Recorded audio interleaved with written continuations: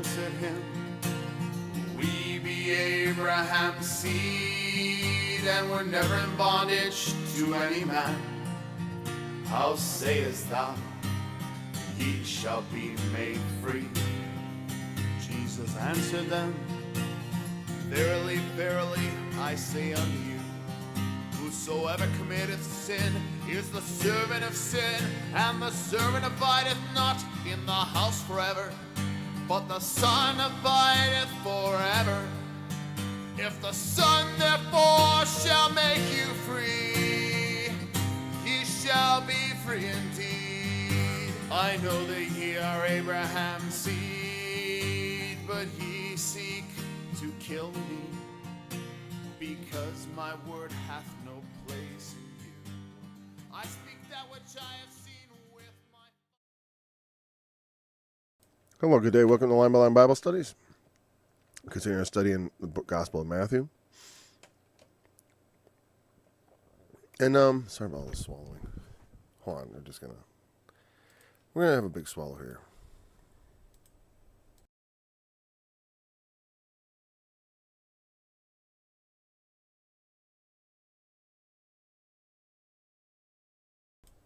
Here we go. Let's go back a little. We're not going to do all of 12 again because we don't got much of 12 left. We're going to go into 13 somewhat. But let's kick it back to when he talks about the sign. Then certain of the scribes and of the Pharisees answered, saying, Master, we would see a sign from thee. But he answered and said unto them, An evil and adulterous generation seeketh after a sign, and there shall no sign be given unto it. And there shall no sign be given to it, but the sign of the prophet Jonas. For as Jonas was 3 days and 3 nights in the whale's belly, so shall the Son of Man be 3 days and 3 nights in the heart of the earth.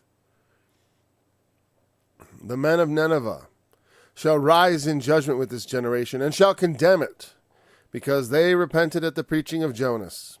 And behold, a greater than Jonas is here.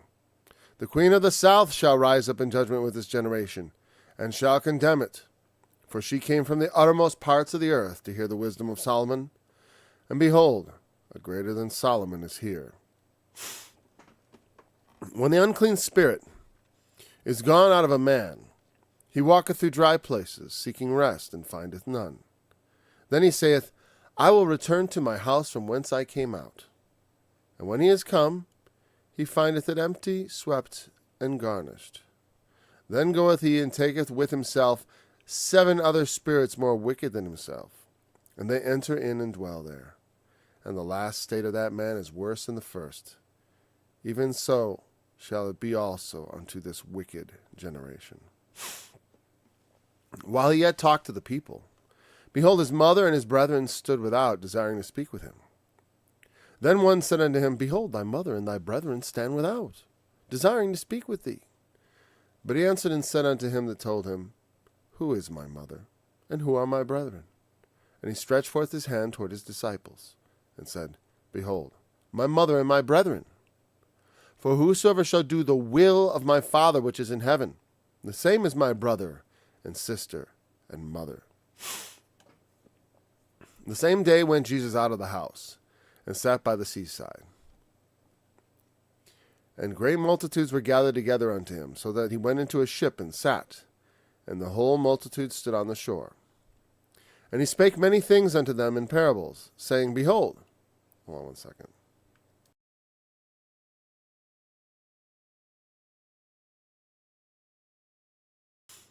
This becomes hard to talk. Behold, a sower went forth to sow. And when he sowed, some seeds fell by the wayside, and the fowls came and devoured them up. Some fell upon stony places, where they had not much earth, and forthwith they sprung up, because they had no deepness of earth. And when the sun was up, they were scorched, because they had no root.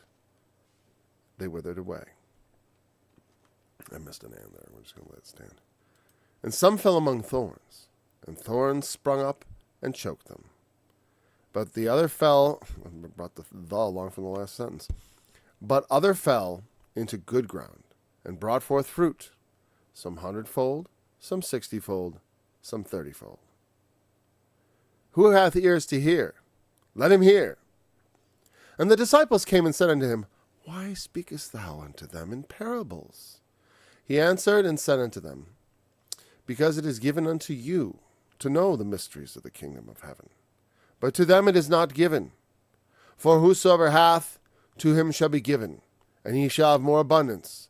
But whosoever hath not, from him shall be taken away even that he hath. Therefore speak I to them in parables, because they seeing see not, and hearing they hear not, neither do they understand. And in them is fulfilled the prophecy of Isaiah, which saith, By hearing ye shall hear, and shall not understand, and seeing ye shall see, and shall not perceive. For this people's heart is waxed gross, and their ears are dull of hearing, and their eyes they have closed, lest at any time they should see with their eyes, and hear with their ears, and should understand with their heart, and should be converted, and I should heal them. But blessed are your eyes, for they see, and your ears, for they hear. For verily I say unto you, that many prophets and righteous men have desired to see those things which ye see, and have not seen them, and to hear those things which ye hear, and have not heard them. Hear ye therefore the parable of the sower. When anyone heareth the word of the kingdom, and understandeth it not, then cometh the wicked one, and catcheth away that which is sown in his heart. This is he which received the seed by the wayside. But he that receiveth the seed into stony places, the same is he that heareth the word, and yet anon with joy receiveth it. And yet he hath no root in himself, but dureth for a while. For when tribulation or persecution ariseth because of the word, by and by he is offended. He also that receives seed among the thorns is he that heareth the word, and the care of this world, and the deceitfulness of riches, choke the word, and he becometh unfruitful. But he that received the seed into good ground is he that heareth the word, and understandeth it. There we go.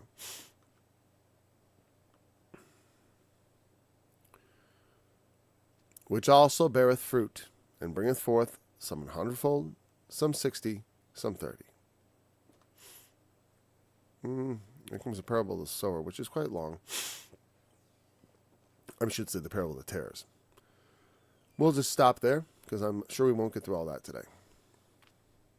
Back in chapter 12, we left off with him talking about this interesting little story about the unclean spirit. Which, I kind of always took it at face value.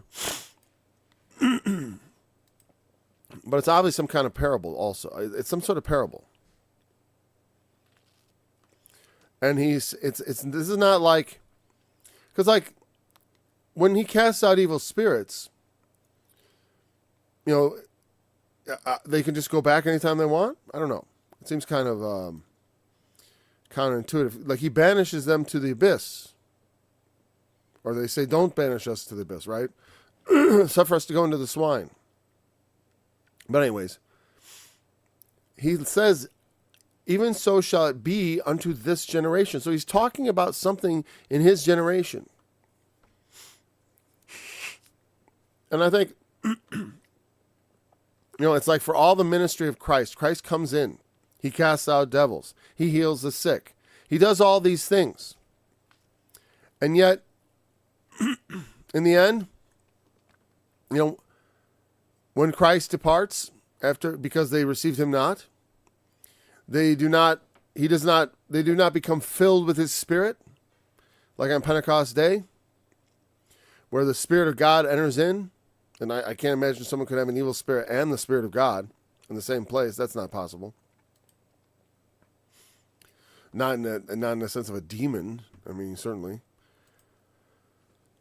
So, I think he's talking about what the happened to Israel after, he departed. He left, and then things got worse. I mean, bad, fast. They within just not even a full generation.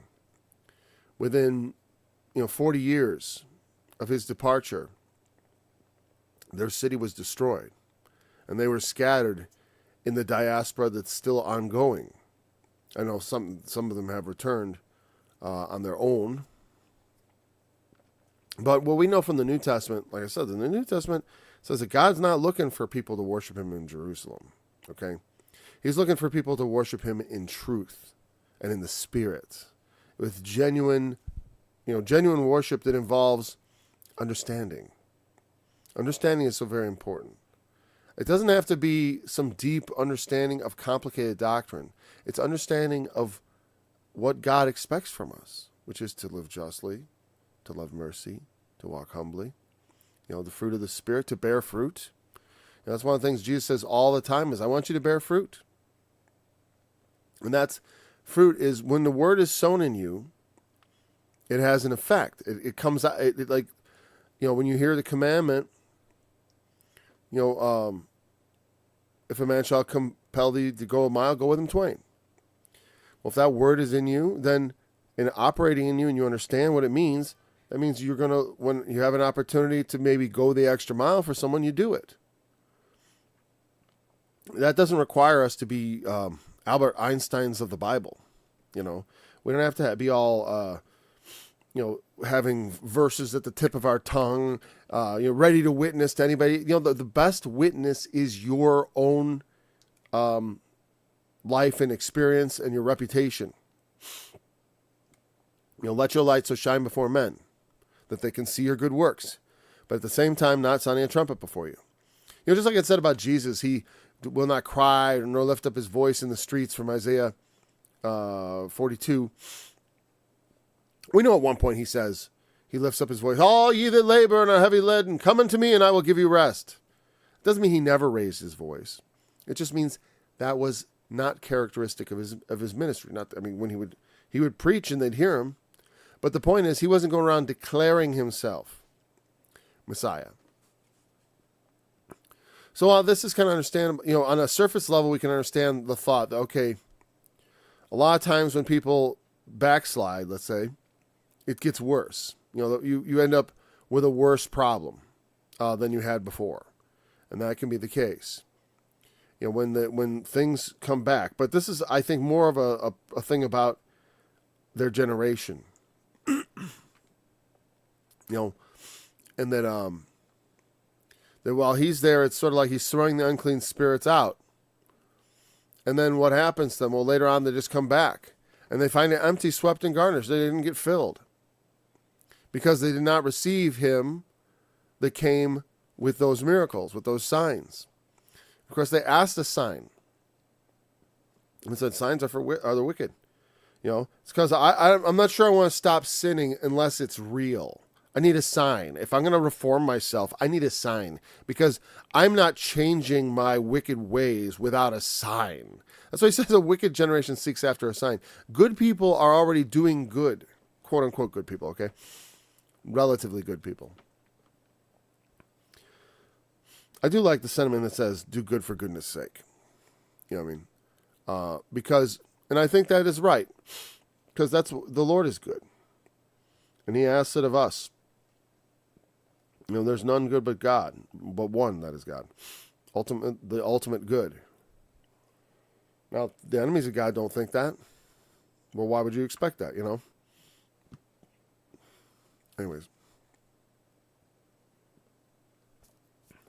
So I think it has something to do with the people in his time, because they didn't receive Jesus. That always, the part about the house being empty, swept, and garnished, I remember my dad saying that if you don't fill someone with the Holy Spirit, when you cast an evil spirit out, the evil spirit can come back. And that may be true, but that's not really what this is about. This is about when Jesus comes, they don't receive him, and so when he leaves, they find nothing there to stop them from doing luring them into more evil than before.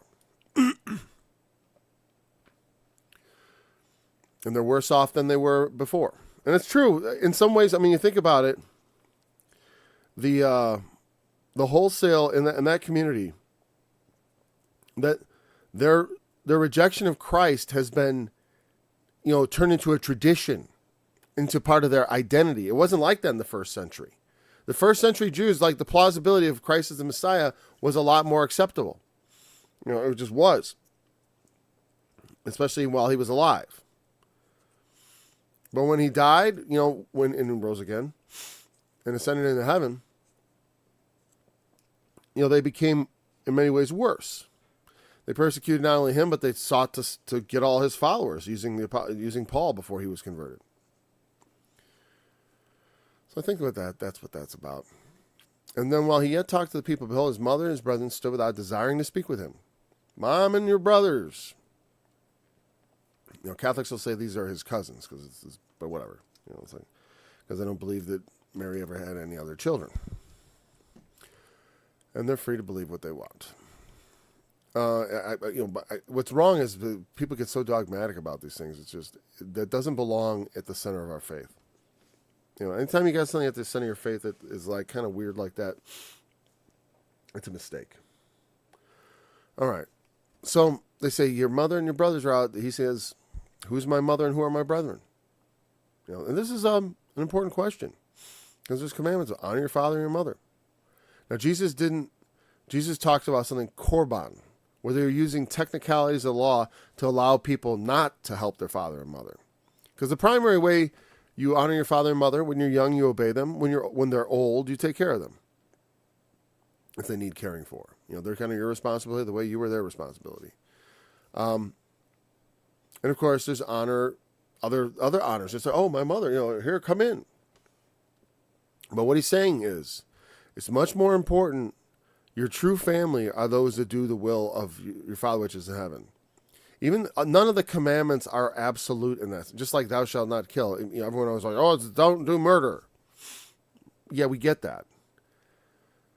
It's like, but why do you want, when people want to make that distinction, it's like, you've got an interest in killing, I think.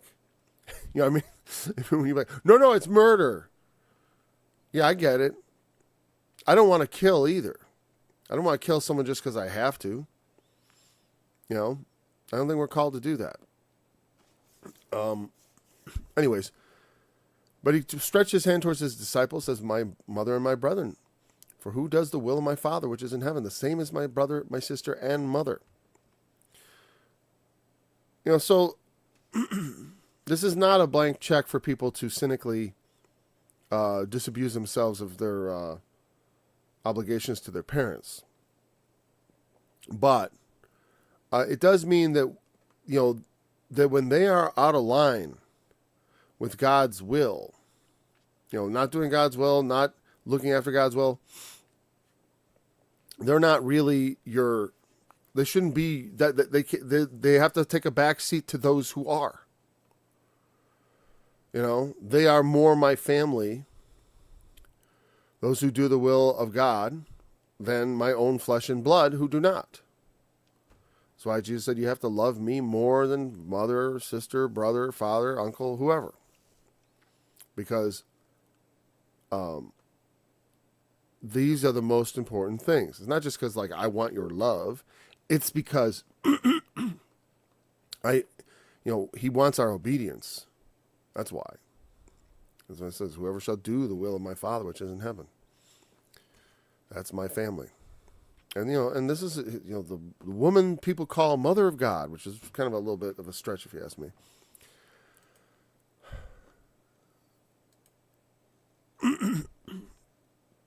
I mean, he puts her down he doesn't putting her down personally, but the fact is, they weren't following him at this time. They stood outside. They wanted you to come out and talk with you privately, like he's there with his disciples, right? That's an intimate gathering. His parents, his mother and his brethren come, and they're like, we want to have an intimate gathering with you away from your disciples, away from those. We want to talk to you. It's going to be, we want to talk to our boy again. We've been watching this, and at one point they say he's beside himself. They were a little ambivalent about him, especially at the beginning. And when that ambivalence shows itself, he's ready to drop them. As far as you're not really my mother in that case.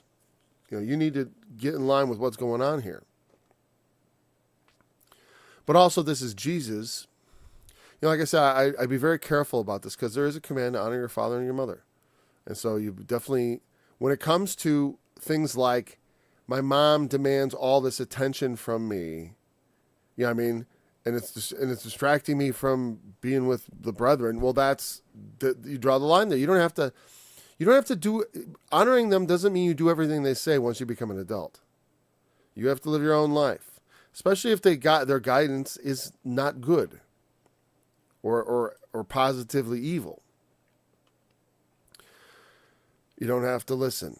And when you're an adult, you run your own life. They don't run your life anymore. Honoring them is not the same as honoring their every wish. That's not what that means. I remember my mom used to try to use Bible verses on me, to try to get me to, you've got to, Paul, you got to do everything I say. No, that's not what it means. When you're a child, you do have to do what they say, and you should. You should obey your parents. And when you're 18, you can live your own life. But if you're under their roof, you should obey them too. Even if you are over 18, because it's their roof. And parents shouldn't provoke their children to wrath, as the Apostle Paul said. Even if they're under your roof. It's my roof. It's like, well, you know what? It's like, but what kind of relationship do you want with your child? Do you want them to resent you? Do you want to have a hostile relationship? There's ways you can foster that, like by being a jerk. Yeah. Then the same day he went out of the house, so they were at some house. Where are they? Suddenly they give us a time factor. That's why it always seems so compact. Then. I see a lot of thens. Where did we start? At that time, they went through the corn. And he talks to them. Anyways, then he goes to the house or whatever event, up in the house. Same day he leaves the house. Long day. And great multitudes were gathered together unto him. So that he went into a ship and sat, and the whole multitude stood on the shore. And he spake many things unto them in parables, saying, and then he does the parable. Now, the parable and the reason for the parables are the first thing we're going to tackle. He says, they ask him, why do you speak in parables? It's an important question. Why would Jesus be speaking in parable? What is a parable? Some people, a lot of Christians apparently, believe parables are true stories, like out of a newspaper, that they really happened, and they're collections of actual events that occurred. That's not right. Parables, though they could be based on a true story, are generally fiction. People, that blows their mind that Jesus wouldn't lie. Fiction isn't lying. It's telling a story. It's telling a narrative to be instructive. Jesus was instructive. The Bible itself, in my opinion, is somewhat of a parable. Not that I don't think the events happened, but some of them could. I've said, Job doesn't have to have been a real person for his book to be absolutely amazing, work of religious thinking. You know what I mean? It doesn't have to be that way. I do think Jesus has to be real. He had to walk the face of the earth, and I think he did. But, and he did the things and said the things that they said he did. But these parables are meant to keep people from understanding. He uses stories and analogies, sort of like the unclean spirit going out of a man. That was kind of a parable there. So I like in this generation. What? He isn't just telling us how things work with evil spirits. He might be, but he's really commenting on his generation. And so, and again, he tells the story, and then at the end, he just, who have ears to hear, let him hear. That's the way that Christians act today is if Jesus is just desperate for converts. Oh my gosh, he wants people to believe in him, to join his team. Just commit yourself to the Lord right now. Repeat after me. I, state your name, I'm a sinner, all right? And I need salvation, right? A billion tracks. They want them to go through some sort of formula so that they can declare this person saved. right? That's what they want to do, get them to commit, because they think that all you have to do is have that commitment, and you're saved. Now you have faith. Now you know it only takes faith as the grain of a mustard seed to move mountains. So I mean, how much faith does it really take? Well, the truth is, you can persuade people with information and whatever your arguments, right? Information pretty much covered it all. When I said information, I was sort of like, what else? No, that's mostly it. Information, evidence, which are similar things. And it doesn't mean that they have been called of God, especially if we're really trying to force it. Especially if we're preaching false doctrine. They might believe and it's just like it has nothing to do with God. Or it may have something, or the Lord may be calling them and whatever. Who knows? I don't know. But what I do know is Jesus' attitude towards this is like, I just want people who can hear to hear. I speak in parables because it is given to you to know the mysteries, but not to them. It's not given to them to know the mysteries. They're not supposed to know.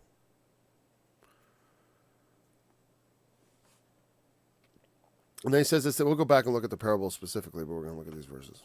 For whosoever hath, to him shall be given, and he shall have more abundance. But whosoever hath not, from him shall be taken away, even that he hath. Or as Luke says, that he seemeth to have.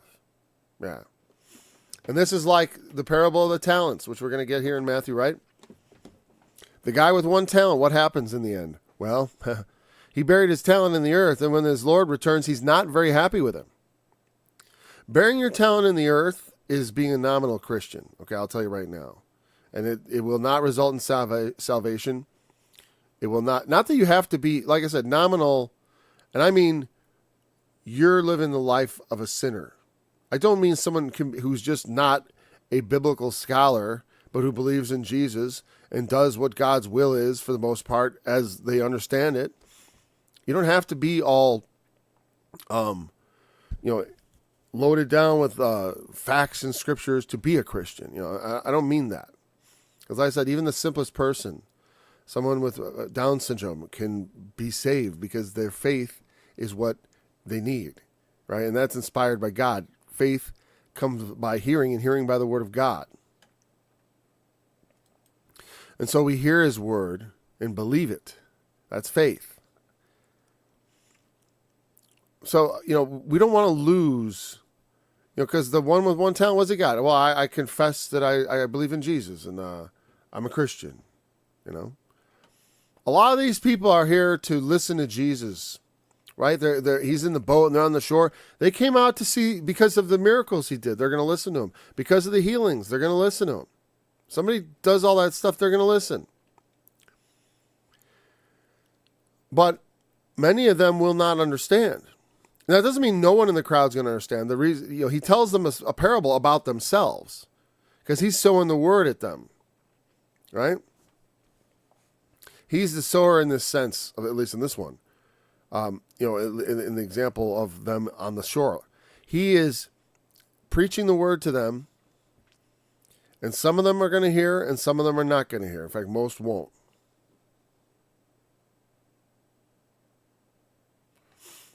He also, when he talks about speaking to them in parables, he quotes this part from Isaiah 29. Because it was to be fulfilled. Hearing ye shall hear and not understand, and seeing ye shall see and not perceive. They saw miracles. They saw devils cast out. They saw healings. But very often people end up stumbling at the word.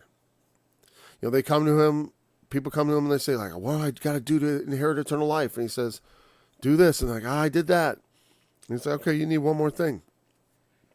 Sell all you have and follow me. What? Everything? Yeah. You have treasure in heaven. Go ahead, sell it all and then come with me. Oh, I don't know if I can do that. And he goes away sad. How is it? He could see, he knew there was some, he knew he could see something, but not perceiving it. They know that there's miracles being done. They know there's power there. But yet the word that is spoken does not enter into their hearts with understanding. And it makes me think of I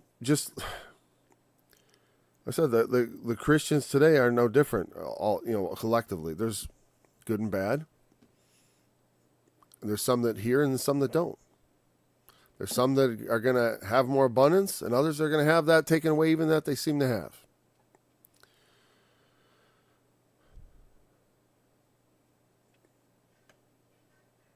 Their ears are dull of hearing, their eyes they have closed, lest at any time they should see with their eyes and hear with their ears, and should understand with their heart, and should be converted, and I should heal them.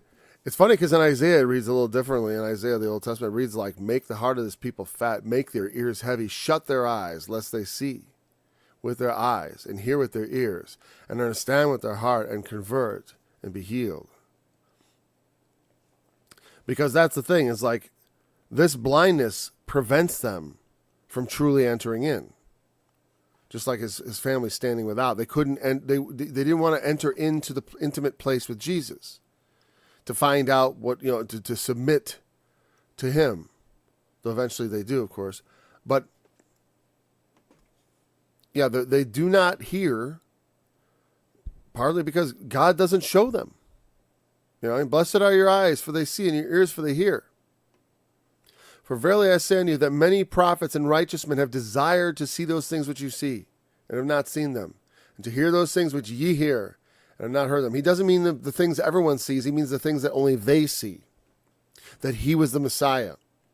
Who do men say that I am? Some say this, some say that. Well, what do you say? Thou art the Christ, the Son of the Highest. They saw that truth. And see, you can do it. You can see a lot of miracles and stuff, but no belief really enters in. You might believe the miracles. They certainly believed the miracles. The people sitting on the shore, they saw the miracles happen. They saw all the things that he did. But then he starts talking and they don't believe. Or he talks in such a way that makes it hard for them to believe. What's this guy talking in riddles for? And I think the same thing's true of the Bible as a whole. It is written in such a way that it's easy for the people who are inclined to just walk away. For the people who would need a sign, like a perfect book, a book with all the answers, right? Because people act like that's the Bible. The Bible has all the answers. Really? You haven't been studying it very long, have you? It doesn't have all the answers. It leaves some things up to us to understand. We encounter situations where we don't have the answers, and there's no specific thing in the Bible, though it has all the guidance you need to find the answers. I'll tell you that. I tell you that. Maybe it doesn't have every answer you want, like in the way you want, but it will teach you how to look for them and who to ask. It's like there's one who reveals mysteries. The Holy Spirit. He's very real. So we kind of skipped over the part where he reads it out, but I don't know if we need to. We may reference back to this. Sower went forth to sow. Some fell by the wayside, the fowls devoured them up. Some fell upon stony places where they had not much earth. And then they were scorched by the sun. I think a lot of this is the symbols. He doesn't interpret every one of them. We'll see if we can get through that.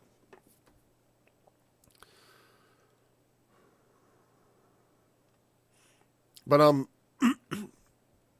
many prophets and righteous men have wanted to know, just like we would like to know. When's the end? When's Jesus going to return?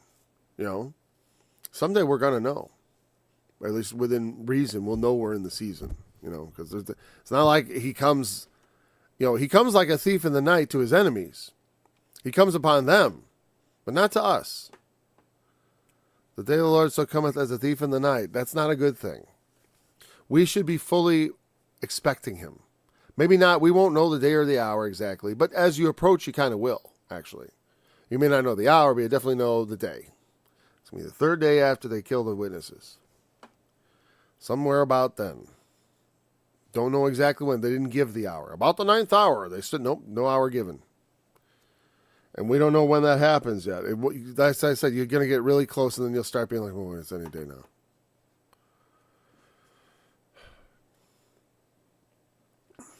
They didn't get to hear it. There are things we don't get to hear yet, and there's things they didn't know yet. They didn't get to hear. So he says, hear ye the parable of the sower. So he's going to explain it to him because it kind of needs explanation. But he does this to demonstrate something, that he's not trying to make the multitudes believe in him.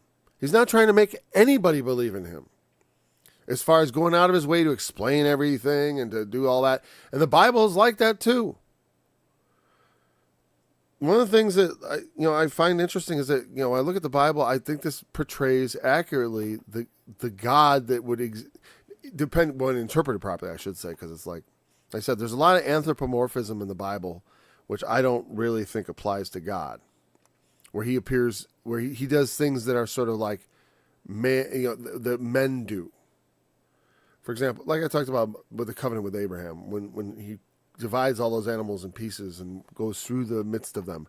That's a cultural practice that from Abraham's culture that he would have understood. Otherwise, God would have to explain it to him, right? That's the way they do it. Just like a lot of things. Why is there a divorce law in the Bible? Because of the hardness of men's hearts, because they were getting divorces and they needed divorces because they'd kill each other. Why is there slavery in the Old Testament? Because people will enslave each other, and they'll enslave their family when they get into debt, because that's because of the hardness of men's hearts. There are just moments in time when bad things happen, and if you don't have any rules about it, you end up with worse things.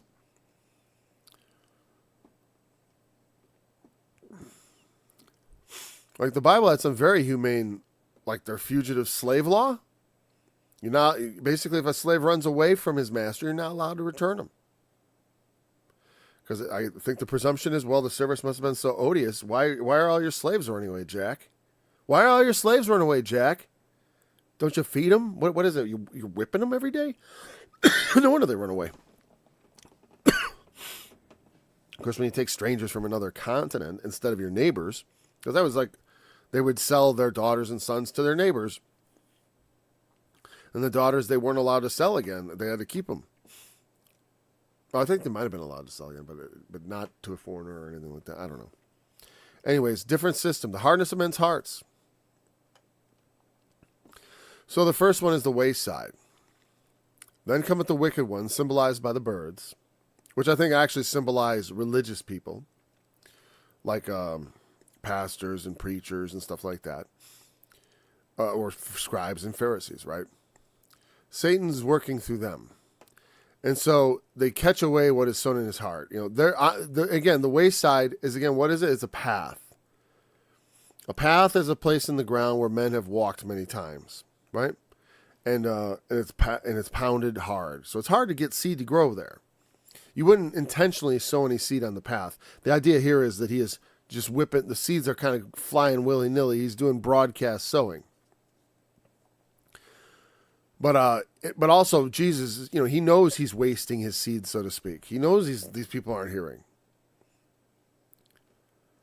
So the idea of being on the wayside also makes me think of just the idea of being on some sort of religious path, filled with dogma and such. And it's like, so you get the word in you, you have some scripture comes to you, you get some scripture and it opens your mind a bit. Opens your eyes, and you go to your pastor and you say, "Hey, pastor, what about this scripture? Doesn't this mean this?"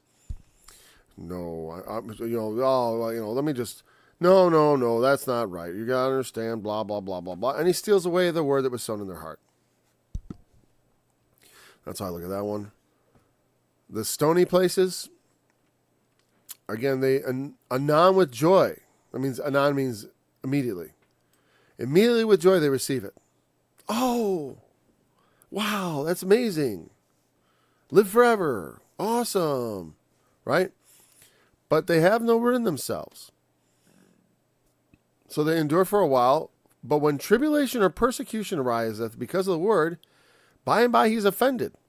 We got a lot of Christians like that in America that are ready to be stumble, is what that word would be translated, or to take offense because of the word. Or to commit an offense because of the word. It's like, now, and this is what happens. It's like, it's easy to do God's will when the times are easy. If you have run with the footmen and they have wearied you, how will you contend with horses? And that's the thing, is that people, they are not ready to endure. They have no root in themselves. What the seed hasn't taken root. Does that mean that's got to be, you don't have they've received it, but only externally. I mean, the word has not really gotten deep down in them because the soil is stony. It's a very thin layer of soil on top of rock. And so stuff like that, without much of a stony heart, so to speak, without any place for the word to put its roots deep in the ground, it's very easy for heat to blow it away. And this is like, it makes me think of Ananias and Sapphira, who lied to the Holy Ghost, and other such things. There are people who hang on to the church, who actually feign enthusiasm, but their faith is only skin deep, or a little more than skin deep. There's something under the surface, but not much before you get down to the rock. The seed's roots have never penetrated their inner self. So they don't really, they believe it, but they don't really believe it. I mean, that's what I'm saying. It's like they see it, but they don't really see it. They see the miracles, they see the this and that, they see the facts and the figures, and they say to themselves, hey, I'll be a Christian. I'll be a Christian. I'll buy that. But they don't really believe the things that the word tells them to do. Because of the word. Persecution or tribulation. Because of the word. Because you follow Jesus. All of a sudden, Jesus becomes inconvenient. All of a sudden, your integrity becomes inconvenient. And people are often willing to sacrifice their integrity to save their skin. You look at what happened during the pandemic. In order just to have their normal life, people will line up and take unsafe things and also do strange practices which you've never heard of before that were not based. Social distancing, completely made up. No science. They took the opinions of scientists and plausibility. Like a mask in front of your face, you feel like that's going to stop things from getting in because it's a barrier, But it's like trying to stop, unless you're wearing an N95 mask, it's like trying to stop mosquitoes with a chain link fence, okay? It's just not working. You think it's working, but it seems plausible that it works. Just like flat earth theory. It seems plausible. It looks flat. The earth, I know lots of people who believe it. I don't know lots of people, but I know people who have been persuaded by it. Because there's a certain plausibility to it. Because it seems right. There's a way that seems right in a man.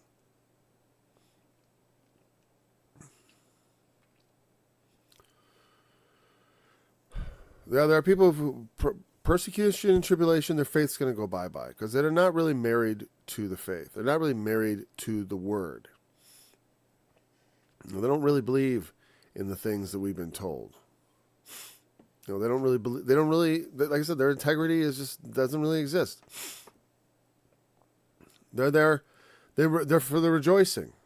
Like a lot of Christians in America, they think we're going to be raptured away before the tribulation, and that's and because they don't want to suffer tribulation. Not all, but for many of them, that's the very reason. And the preachers preach it because it tickles people's ears. Oh, well, we won't have to be here for that. And then they get deluded into this like, well, God never wants us to suffer. But it's funny, he lets other Christians suffer pretty horribly. He almost, Christians in Iraq have nearly gone extinct because of America. There were Christians in Iraq under Saddam Hussein, but not after America came. A lot of them got killed by the terrorists we helped arm and support.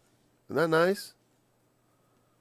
Yeah, so they're suffering at the hands of a Christian nation. What do you think Jesus thinks about that?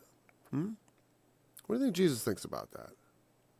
You think that's cool? And he thinks. Do you think he thinks that a nation such as this deserves to avoid persecution or tribulation for the sake of the word? Because we're too good for it, right? We're too good. He doesn't want us to be, scratched or anything. God forbid. God forbid I should get a scratch, and that, that Jesus would see my perfect skin with even a little scratch of a stone.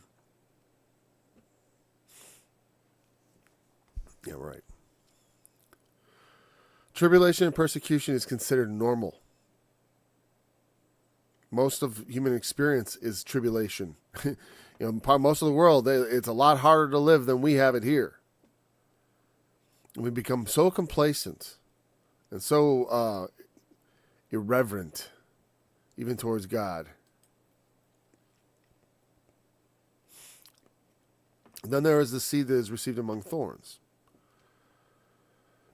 And that's he that heareth the word, and the care of this world, and the deceitfulness of riches choke the word, and becometh unfruitful. He never, the soil might be fine, but it's already got a lot of stuff in there. He's got cares of this life, the deceitfulness of riches. I want to go get rich. Ooh, what shall we eat? What shall we drink? The cares of this world are way more important than the word. And because of that, it chokes out the word because you've got your priorities. I need to save up money. So, if the word says I should, not try to, build bigger barns and keep on trying to get richer and richer, but rather be content with food and clothing and rather help others as I'm able. Well, I don't want to do that. That doesn't jive with my get rich and retire early plan, And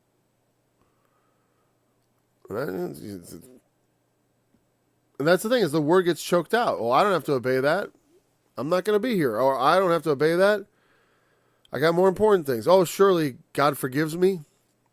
Right? Jesus forgives me if I don't do exactly as he said. We can bend the rules a little. He's understanding. He's gentle Jesus, the giggling joker. No, he isn't. You ever see that? I never see that Jesus in the gospel. In the Gospels, Jesus is always a pretty austere man. Severe. He becometh unfruitful. The things of this life that are, take precedent over obedience to the word.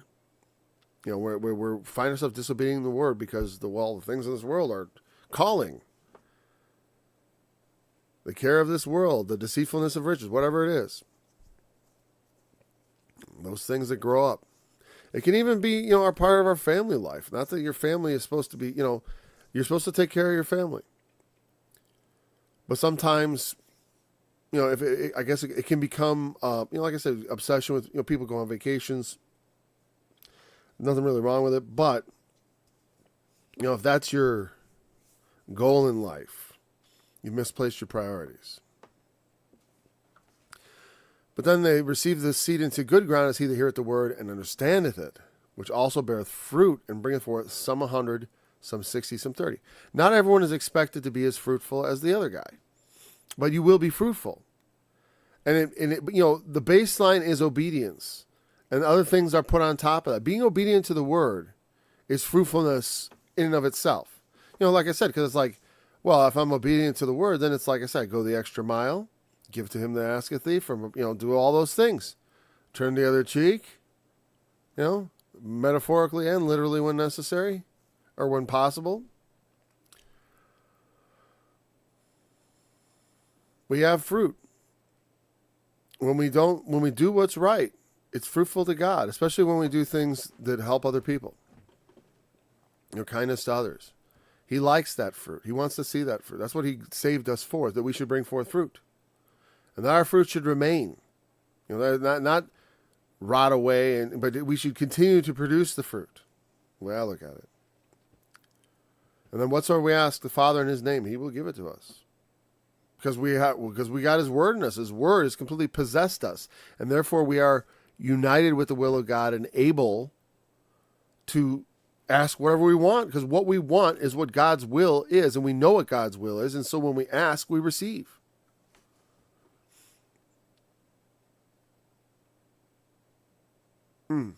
Let me go to the parable of the thing. We have 10 minutes left. I went through that faster than I thought I would. Let's see if I missed anything. Parable of the sower. And this is true when you talk to anybody, when you preach the gospel, I suppose. When I speak, it's like some things, especially with Jesus, though. It's especially with Jesus because he speaks in parables.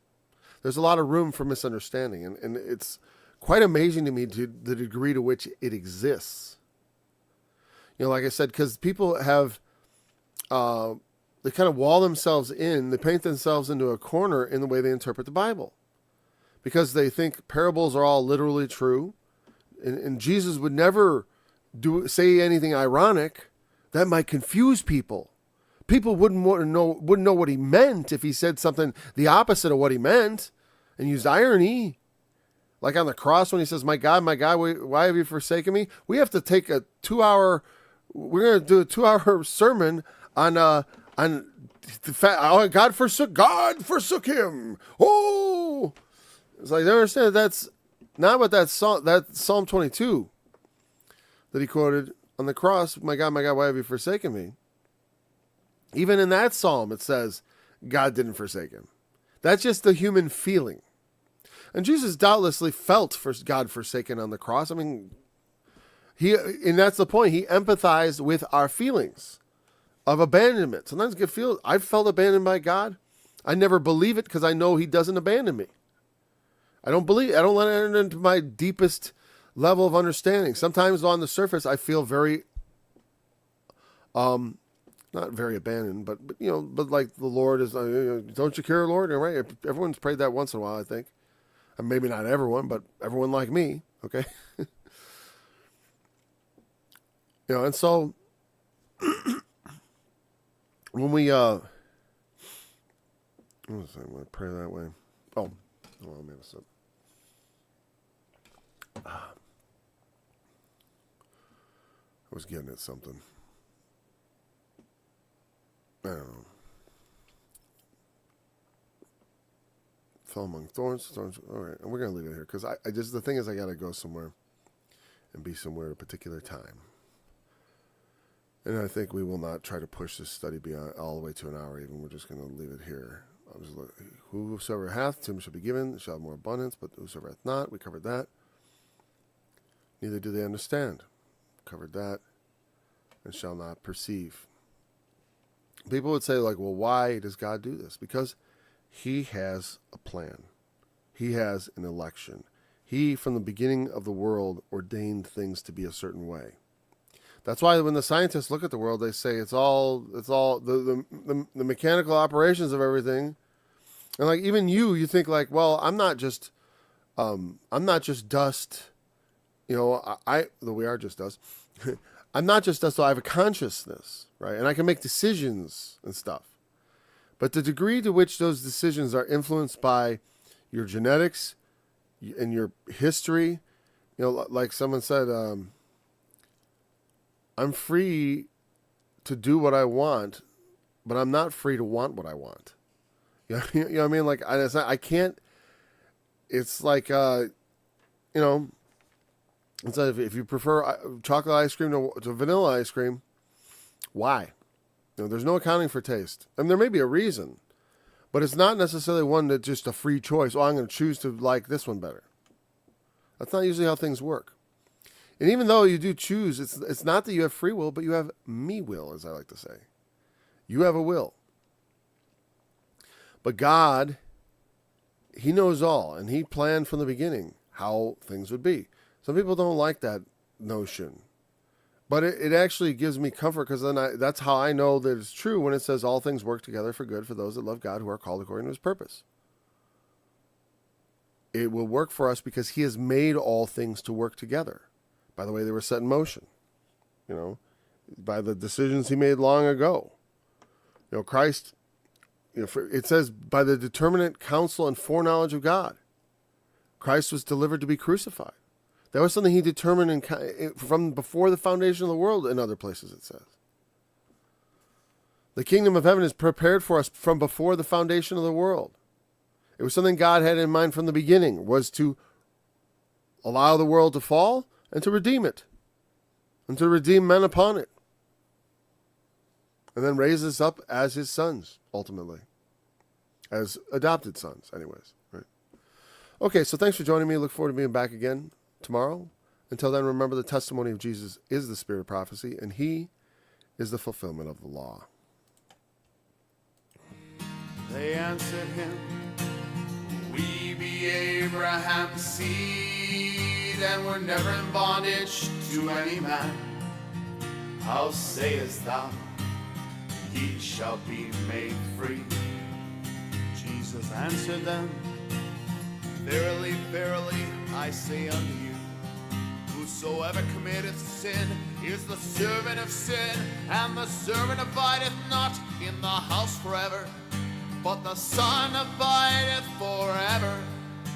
If the Son therefore shall make you free, ye shall be free indeed. I know that ye are Abraham's seed, but ye seek to kill me, because my word hath no place in you. I speak that which I have